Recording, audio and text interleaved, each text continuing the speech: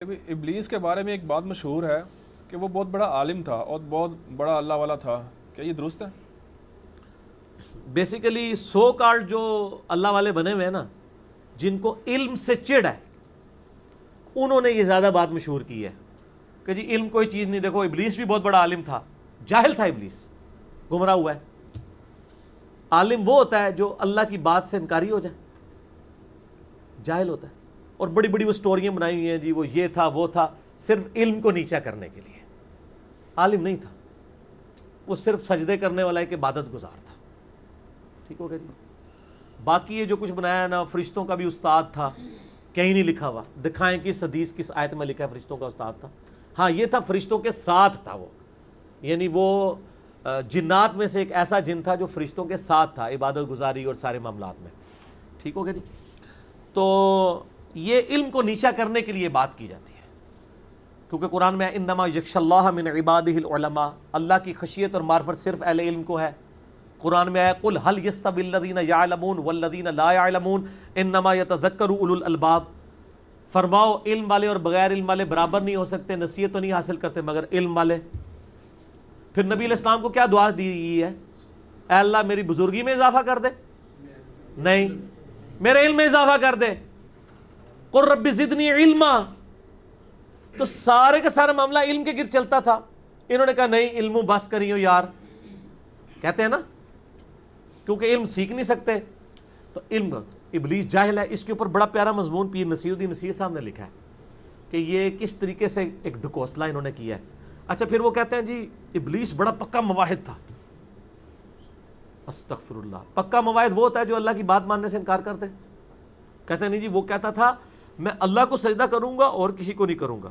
اچھا یہ یعنی اس کا مطلب ہے وہ اللہ سے زیادہ سمجھتا تھا کہ میں نے کس کو سجدہ کرنا ہے کس کو نہیں. وہ کہاں سے مواحد ہوا؟ مواحد ہونے کے لیے صرف کیا ایک پہلو ہے کہ آپ نے اللہ کا ایک سجدے والا حکم ماننا ہے اور باقی نہیں ماننے؟ ہاں یہ پاکستان میں یہی ہے کہ آپ نماز میں اللہ کو سجدہ کریں، باہر نکل کے قبر کو بھی سجدہ کریں تو آپ مواحد ہی رہیں گے پھر بھی. لیکن اللہ کے ہاں تو مواحد نہیں رہتے نا. اللہ کے ہاں تو وہ مواحد ہوگا، یعنی پاکستان کے شناختی کارڈ والا مسلمان نا. مسلم شریف میں حدیث ہے 246 بندے کے کفر اور اسلام کے درمیان نماز فرق ہے. لیکن پاکستان کے شناختی کارڈ میں آپ مسلمان ہیں نماز چھوڑ کے بھی. تو یہ شناختی کارڈ والا مواحد تھا، وہ پکا مواحد کوئی نہیں تھا. پھر کہتا ہوں جی نبی کی تعظیم انہیں نہیں کی تھی. نبی کی تعظیم کا مسئلہ نہیں تھا میرے بھائی، اللہ کے حکم عدولی کا مسئلہ تھا. نبی کی تعظیم تو ایک ثانوی حیثیت تھی، اصل میں اس نے اللہ تعالیٰ کا حکم نہیں مانا تھا. اگر آپ سمجھتے ہیں تعظیم کا یہی تقاضا ہے تو ہم کیوں نہیں نبی علیہ السلام کو سجدہ کرتے؟ منع ہے. اب تعظیم کا تقاضا سجدہ رہا ہی نہیں ہے غیر اللہ کے لیے، وہ اور ہے دروشی پڑھیں گے آپ. تو یہ خود بخود انہوں نے ڈاکٹرائنز بنائی ہوتی ہیں علم کو نیچا کرنے کے لیے. وہ جاہل تھا، اگر پہلے کو تھوڑا بہت علم تھا وہ جہالت میں ڈوب گیا جب اس نے اللہ کا حکم ماننے سے انکار کر دیا. ٹھیک ہو گیا. تو وہ علم کہہ دیتے ہیں. اور جو علماء ہیں نا، چونکہ ان کو ایک گالی پڑتی ہے نا، وہ کہتے ہیں نہیں وہ بڑے انہیں متھے کسائے سن جی، چپے چپے تو انہیں سجدے کیتے ہیں. کیونکہ مولوی تو فرض بھی بیچارے مشکل سے ہی پڑھتے ہیں نا، علماء تو عبادت کو وہ نیچا کرنا چاہتے ہیں. وہ کہتے ہیں دیکھو یار نماز آتے متھے تے بڑے انہیں بھی کسائے سن. تو یہ دو پارٹی ہیں آپ کو پتہ ہے نا، علماء اور صوفیاء یا عبادت گزار. یہ دو لدا لدا ہیں، یہ دونوں پیرلل میں چلتے ہیں. وہ کہتے ہیں ایسے مولوی ہے نا، کسی کی توہین کرنی ہو نا کسی بزرگ نے، کہتا ہے مولوی ہے، معرفت شرفت کوئی نہیں. اور مولوی جڑے نے وہ، اور اسی لیے وہ پیر نصیر الدین صاحب کی آپ تقریریں سنیں نا، وہ کہتے سن اپنی گدی نش والوں کو کہتے تھے کہ اللہ دے بندے ہو تسی لوگوں کی رہنمائی کر رہے ہیں، آپ لوگ پیر بنے ہوئے ہیں، تقریر کے لیے مولوی کیوں بلاتے ہیں؟ آپ خود عالم نہیں ہے نا. تو جس کے پاس علم ہی نہیں وہ پیر کیوں بنا ہوا ہے؟ وہ کہتا میں دیکھا میں عالم بھی ہوں تو پیر بھی ہوں.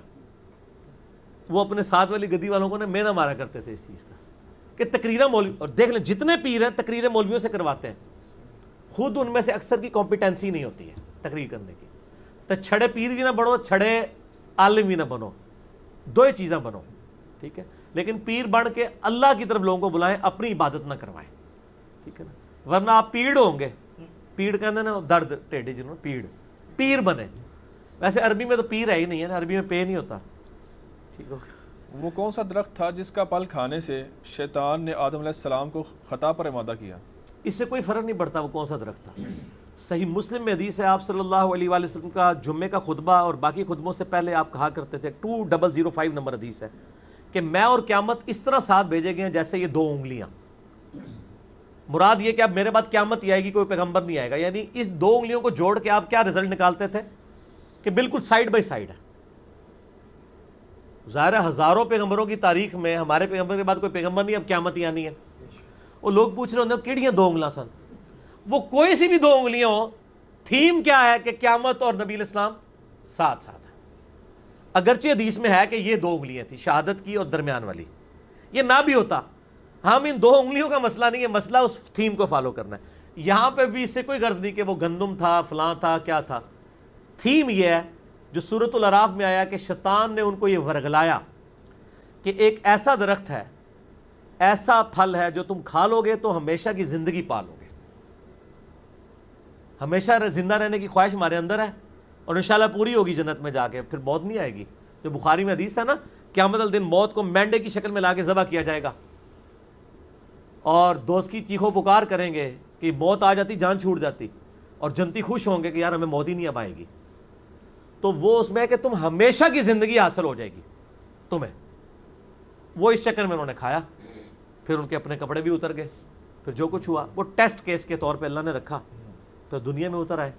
باقی یہ کہنا نعوذ باللہ کہ یہ اللہ نے کروایا ہے، یہ کلمہ کفر ہے. جو کچھ کیا وہ اللہ کے علم میں تو تھا کہ ایسا ہوگا. کروانے کا معاملہ اللہ کی طرف منسوب کرنا یہ شیطنت ہے. یہ شیطان نے کہا تھا اللہ تو نے مجھے گمراہ کیا ہے. وہ یہ نہیں کہتا تھا کہ انہیں زبردستی کیا ہے. مراد یہ کہ تو نے مجھے اس ازمائش میں کیوں ڈالا، منو ہی لیڈر رہنے دیتا. ٹھیک ہے، یہ نہیں تھا کہ تو نے اس، اور اللہ نے سے پوچھا ہے کہ تجھے کس چیز نے آمادہ کیا. اس نے کہا تو نے اس کو مٹی سے پیدا کیا ہے، مجھے آگ سے. اور اس کی یہ لاجک تھی کہ آگ مٹی سے بہتر ہے کیونکہ آگ اوپر اٹھتی ہے، مٹی پستی کی نشانی ہے. لیکن یہ تو ایک فیکٹر ہے. آگ میں آپ کوئی چیز ڈالیں وہ جل جاتی ہے، مٹی میں آپ بے قدر بیج بھی بوئیں 6 ارب گنا بڑا درخت بن جاتا ہے. تو میرے ساتھ شیطان مناظرہ کر لے، مٹی تو آگ سے بہت بہتر ہے. کئی معاملات میں، چاند ایک معاملات میں آگ بہتر ہو سکتی ہے نا، ٹھیک ہے نا. باقی اللہ جس کے سر پہ، مٹی کو میں اس لیے بہتر سمجھتا ہوں کہ اشرف المخلوقات انسان، اور اس میں بھی سب سے بڑی ڈگری نبی علیہ السلام محبوب ہے.